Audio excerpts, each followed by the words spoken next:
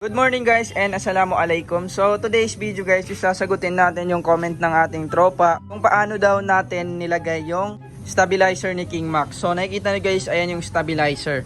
Okay, so nandito tayo ulit sa shop and umaga ngayon guys. So malamig na umaga sa ating lahat. Okay, so kita nyo guys, yung King Max wala pa tayong mags hanggang ngayon. So inaantay natin, pinarepaint natin kay Bro X Game sa Cotabato City. X Game, home court. Nagdala tayo dito ng kalat sa shop. 3 pairs ng mugs and isang Hylos mugs 14s.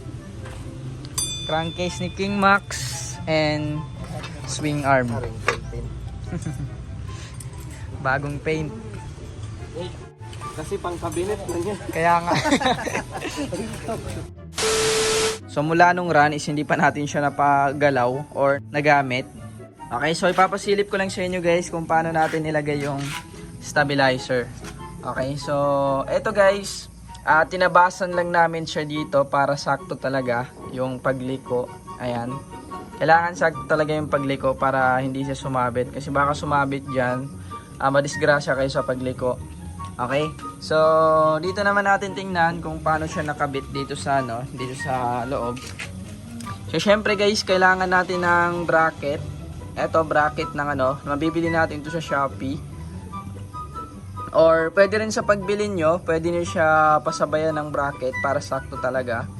And ito guys yung dulo ng stabilizer. Kita nyo. Ganyan natin siya nakabit.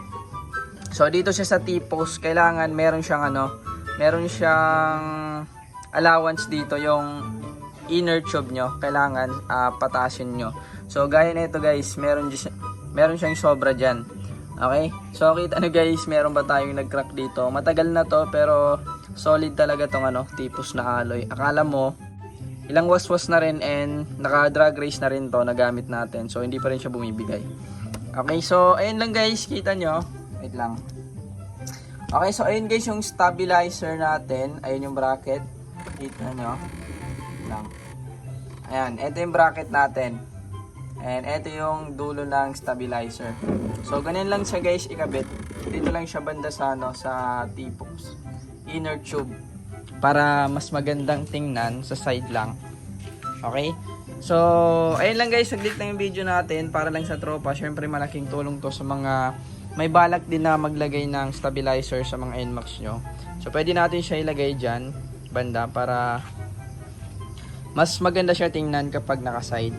Okay, so that's all for this video guys and thanks for watching. Shoutout sa mga tropa natin na nagpapa-shoutout sa last video natin. Ayan, so sa mga gusto magpa-shoutout, just comment down below para ma-shoutout ko kayo. Kung meron pa kayong mga katanungan guys, sasagutin natin yan dito sa Facebook page, YouTube, or TikTok natin. So ayan guys, paki-follow na lang lahat yan para ma-update kayo sa mga latest updates natin. So that's all for this video guys. Thanks for watching. Sa mga nagtatanong dyan kung saan ako kumukuha ng pambili ng mga pyesa, dito lang yan sa Masaya Game. So napakadali lang maglaro at kumita. Everyday is meron kayo ditong 1 to 10 pesos na bonus para mapalago at manalo. Sa tingin nyo ay hindi sapat yung bonus na yon, pwede kayo mag-cash in, pindutin nyo lang yung plus. Pwede kayo mag-cash in gamit ang inyong GCash at Maya Wallet. Meron silang minimum of 100 pesos. After nyo makapag-cash in is marami silang laro dito, pero ang favorite ko talaga dito is dito sa Dragon Tiger. Gagawin nyo lang dito is pipili lang kayo sa Dragon or Tiger. Tataya tayo ng 100 pesos dito sa Dragon. Okay, panalo yung 100 natin, ibig sabihin magiging 200 na. Ganun lang kadaling manalo at kumita dito sa Masaya Game. Kung sa tingin nyo sapat na yung panalo nyo, is punta lang kayo dito sa withdraw and then mag-withdraw kayo gamit yung GCash number nyo.